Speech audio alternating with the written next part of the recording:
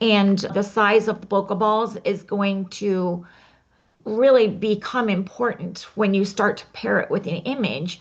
And there's really no one size fits all. You're going to set yourself up for success with the longer lens or with a lens baby being close to your subject so that the little geraniums are bigger. So, like I would say 300 to 500, or with a 100 millimeter macro just up close, or with lens babies. So it depends on the lens you use, but a wide angle is going to be the most difficult and or maybe even impossible. Clouds, Bev, this is gorgeous. This is exactly what you want.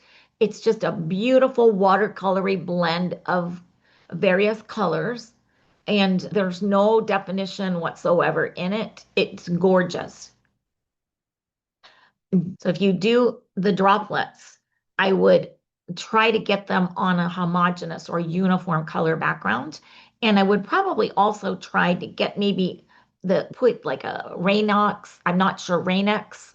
There's a spray that makes your glass water resistant and it beads up very nicely so that you might have more perfect spheres. So when it comes to bringing in textures, I want to bring in something special, something magical from the garden or the field, something that I cannot create myself online. Save as will allow you to rename it and save it to a new location. Shoot, shoot for success.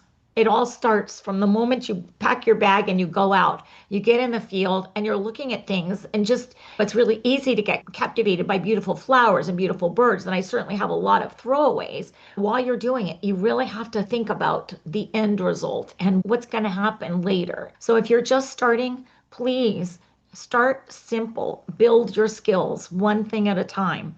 It's taken me years to get to where I am, and I don't even think I'm a fraction where I would like to be because Photoshop is just so powerful.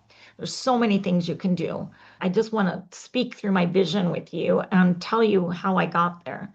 Do I care? No. Will a judge care if I entered in competition? Maybe. And do I care about that? Not really. But I do want it to be a little bit more in focus for myself. Yeah. But the important thing is what I wanted to share with everybody is the vision, the combination, adding multiple Hmm. textures, turning them on, turning them off, shifting where they are in the hierarchy. And then I do this, I think I might have said this before. I shop for clothes or go to a buffet for food. I put them all on my plate. So it's not uncommon for me to maybe bring 5 or 6 textures in and maybe then settle on 3. Sometimes I try it, and if it doesn't work, it gets thrown away. And that happens often too.